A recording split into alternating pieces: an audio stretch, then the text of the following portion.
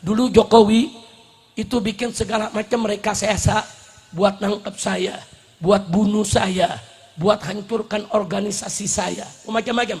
Udah saudara, sampai saya hijrah ke Mekah, saya pulang, ditangkap, 6 santri saya dibunuh. Itu semua dalang utamanya adalah Jokowi, saudara. Yang ngatur kepala BIN, yang ngatur Kapolri, yang ngatur Panglima TNI, yang ngatur semua aparat. Bagaimana Habib Rizik, saudara. Ada operasi Delima kok. Kita dapat, dia punya datanya, saudara. Ada 300 aparat dilibatkan dalam operasi Delima untuk ikuti, awasi, saudara, yang namanya Habib Rizik dan habisi, saudara.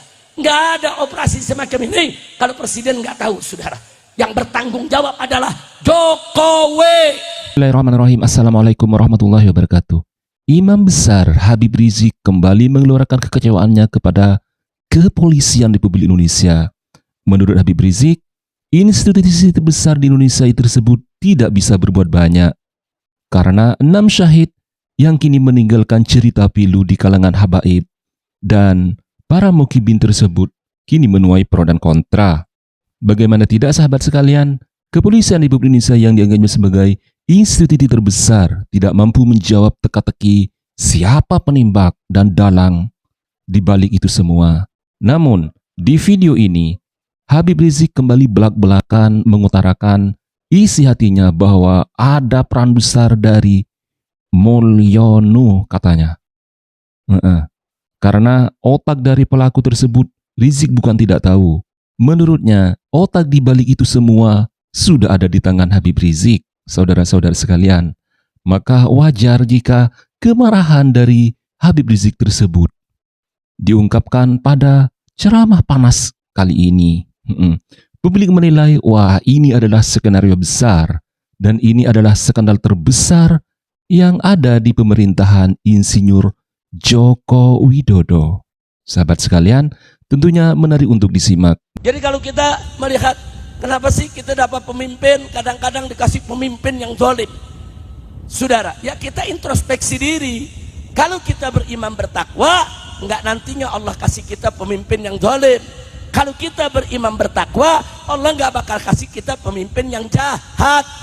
Kalau kita beriman bertakwa, Allah akan kirim pemimpin-pemimpin yang adil, yang baik, yang amanat, yang jujur, yang bertanggung jawab, yang cinta kepada rakyat, bangsa dan negaranya, saudara. Syarat tingkatkan iman dan takwa, saudara. Nah, kalau maksiatnya merajalela di mana-mana, nah makanya hati-hati. Ini maksiat-maksiat khususnya di Jawa Barat, saudara, ini sudah mulai banyak merajalela. Dan yang bikin kita ngelus dada, di Cianjur, di Bogor, di Sukabumi, ada grup-grup medsos anggotanya LGBT. Ini terjadi, saudara. Terjadi, satu grup itu bisa 10.000. Ada urusan apa 10.000 pemuda masuk dalam grup LGBT? Sedih, saudara. Ini dosa yang luar biasa LGBT. Saya mau sampaikan kepada semua di sini, ini negara lagi kacau balau. Ini negara aturannya makin kemari makin gak jelas, saudara. Menteri sama menteri pernyataannya saling menyerang. Menteri sama menteri banyak yang tidak koordinasi.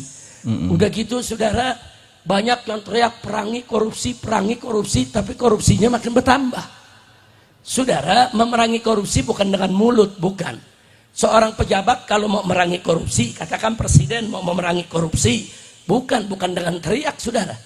Bukan dengan mulut, tapi dengan aturan, dengan regulasi, dengan penegakan hukum. Kalau betul presiden mau tegakkan hukum, perangi koruptor. Presiden kita berkali-kali berteriak, ayo perangi koruptor. Saya akan perangi koruptor. Saya tidak takut itu ancaman koruptor. Sudah bagus kalimatnya, sudah bagus kata-katanya. Tapi sekarang yang kita minta adalah actionnya, tindakannya. Korupsi nggak bisa dihapus dengan kata-kata. Korupsi nggak bisa dihapus dengan teriak-teriak. Korupsi nggak bisa dihapus, saudara, dengan retorika. Korupsi hanya bisa dihapus dengan penegakan hukum. Tangkap semua koruptor, jebloskan mereka ke penjara, hukum yang berat tanpa pilih bulu. Setuju tidak? Sangat berani ya dan sangat tegas sekali Habib Rizik di sini mengungkapkan kekecewaannya kepada aparat dan kepolisian Republik Indonesia. Setuju tidak? Takbir. Saya berkali-kali sampaikan saudara, ini korupsi udah makin gila, triliun-triliunan. Bukan lagi korupsi yang miliaran, bukan ratusan juta, triliun. Saya mau tanya masyarakat sini, pernah lihat duit triliunan? Pernah belum? Pernah belum? Yakin? Pernah belum? Sama. Saya juga belum pernah, palingan lihat di TV, betul? Betul? Ya kesian nasib kita, palingan yang kita lihat 100.000, 1 juta, 2 juta, ini triliunan. Saudara, itu kalau nggak dikorupsi, itu bisa membuka lapangan kerja. Itu kalau nggak korupsi, saudara, itu bisa bikin pabrik di mana-mana. Itu kalau nggak dikorupsi, saudara, sebagaimana dikatakan oleh saudara Bambang, mantan pimpinan KPK, itu kalau hasil tambang tidak dikorupsi, saudara, 1 warga Indonesia, setiap orangnya di Indonesia, itu bisa dapat gaji buta 20 juta per bulan. Kalau nggak ada korupsi, Anda nih dapat 20 juta per bulan, yang dewasa sampai yang bayi, saudara. Dihitung, ini yang mengatakan begini, mantan salah satu pimpinan KPK, saudara. Dia hitung sekian banyak yang korupsi, sekian triliun, saudara. Itu kalau digabung bisa menggaji orang Indonesia tanpa kerja, gaji buta 20 juta per bulan, saudara. Maka itu nih korupsi udah kelewatan. Dulu di zaman Pak Harto, Orde Baru, korupsi ada, bukan nggak ada, cuman korupsinya masih di kolong meja. Tahu korupsi di kolong meja? Masih ada rasa malu, saudara. Ada korupsi kolong meja, saudara. Begitu kita masuk reformasi 98, korupsinya naik di atas meja, saudara. Naik tingkat, korupsinya di atas. Begitu zaman Jokowi 10 tahun, sama meja-mejanya dibawa lari. Kacau tidak? Kacau tidak? Kacau tidak? Makanya saudara, saya sudah berikan masukan nasihat kepada Bapak Presiden. Sangat tegas dan sangat berani sekali ya Habib Rizik di sini. Karena mengingat ceramah panas ini terus bergulir di kalangan khalayak ramai. Dan diharapkan dari ceramah ini Mulyono terus mendengar bahkan menonton lebih lama katanya. Muhyiddin berharap ada keadilan, ada ketegasan dari kepolisian Republik Indonesia untuk mengungkap secara tegas dan luas kepada masyarakat, khususnya masyarakat Indonesia. Melalui ring satunya, saudara, orang-orang yang ada di sekitarnya, saudara, dari sebelum dilantik, saya sampaikan kepada mereka, supaya disampaikan kepada Bapak Presiden, kalau nanti sudah dilantik tanggal 20 Oktober, tolong orang-orang bermasalah jangan lagi diangkat jadi pejabat, jangan diangkat jadi menteri, jangan diangkat di lingkungan presiden, jangan diangkat jadi komisaris di BUMN negara. Sampai saya sebut, saudara, Jokowi dan kroni-kroninya jangan dipakai.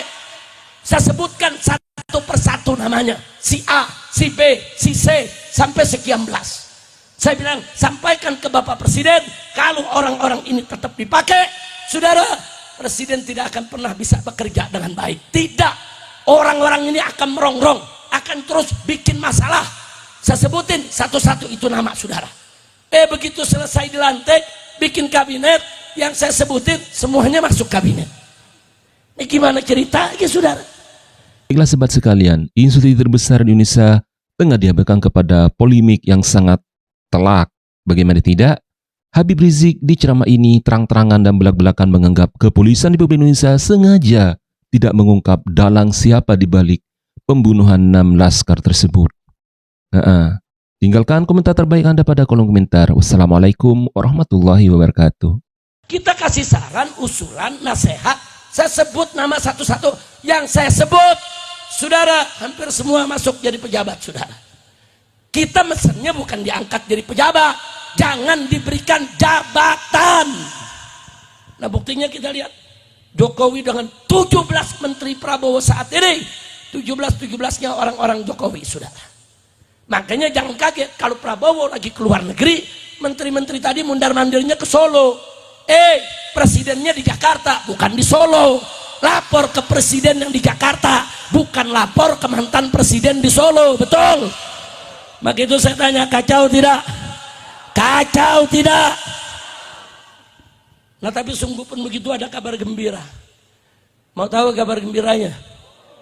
Betul? Nah sekarang alhamdulillah, setan lagi pada ribut. Setan lagi pada ribut, saudara. Saling melapor, saling buka rahasia, saling buka kebobrokan, saling jebloskan ke penjara. Setan sama setan lagi ribut. Alhamdulillah. Ada yang nanya umat kepada saya, Habib, ini negara kan lagi gelap begini nih, lagi kacau balau. Kenapa Habib nggak ajak umat untuk turun lagi kayak model aksi 212? Saya bilang tunggu dulu, ini setan sama setan lagi berantem, kita tonton. Saya mau tanya sama yang hadir, kalau setan sama setan lagi berantem, pisahin jangan? Jawab yang kompak, pisahin jangan? Pisahin jangan? Kalau perlu adu lagi, betul? Betul? Kalau perlu apa?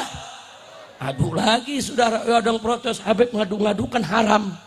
Saudara, adu domba haram, betul? Adu manusia lebih haram, betul? Ayo jawab yang kompak, adu domba haram tidak? Hukum adu domba apa? Ayo sebut hukumnya. Adu domba, adu manusia, adu setan, adu setan. Kalau bagi saya wajib. Yang bilang mubah, ya mubah. Yang bilang wajib, kita adu terus, adu. Biar setan sama setan berkelahi. Setuju gak? Setuju gak? Nah setan sama setan lagi berkelahi. Ntar kalau setan yang itu udah kalah, yang itu kan kecapean, baru kita jorokin. Setuju tidak? Setuju tidak? Nah sekarang orang zolim ya zolim lagi berantem, betul? Zolim ya zolim lagi masing-masing saling buka rahasia, betul? Si jahat sama si jahat lagi saling menyerang, betul? Alhamdulillah. Sekarang ada yang bertanya, kenapa Beb? Alhamdulillah, karena doa umat digobulin. Doa umatnya semua, doa kiai digobulin. Di mana-mana, di mimbar-mimbar, di masjid-masjid, di majlis-majlis, saudara, di mana-mana umat rame-rame baca sholawat asghiril zalimin bidzalimin. Apa arti asghiril zalimin bidzalimin? Ya Allah, bikin sibuk orang zalim dengan orang zalim. Aduk mereka, hancurkan sesama mereka. Wa akhrijna, dan keluarkan kami min bainihim, dari tengah-tengah orang zalim yang sedang berseteru, salimin, dalam keadaan selamat. Alhamdulillah. Saya mau tanya, sering gak kita baca selawat asghiril zalimin bidzalimin? Sering baca? Sering dengar? Betul? Nah jadi saudara, doa kita digobul.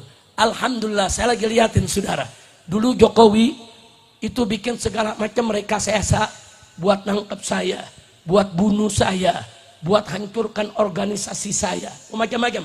Udah saudara, sampai saya hijrah ke Mekah, saya pulang, ditangkap, 6 santri saya dibunuh. Itu semua dalang utamanya adalah Jokowi, saudara. Yang ngatur kepala BIN, yang ngatur Kapolri, yang ngatur Panglima TNI, yang ngatur semua aparat. Bagaimana habisi Habib Rizik, saudara. Ada operasi Delima kok, kita dapat, dia punya datanya, saudara. Ada 300 aparat dilibatkan dalam operasi Delima untuk ikuti, awasi, saudara, yang namanya Habib Rizik dan habisi, saudara. Nggak ada operasi semacam ini kalau presiden nggak tahu, saudara. Yang bertanggung jawab adalah Jokowi. Nah sekarang saya bersyukur, begitu dia sudah tadi jadi presiden, boroknya lagi dibuka semua, saudara. Borok soal ijazah SD-nya, SMP-nya, SMA-nya, sampai yaitu ijazah UGM-nya dibongkar, itu borok habis-habisan.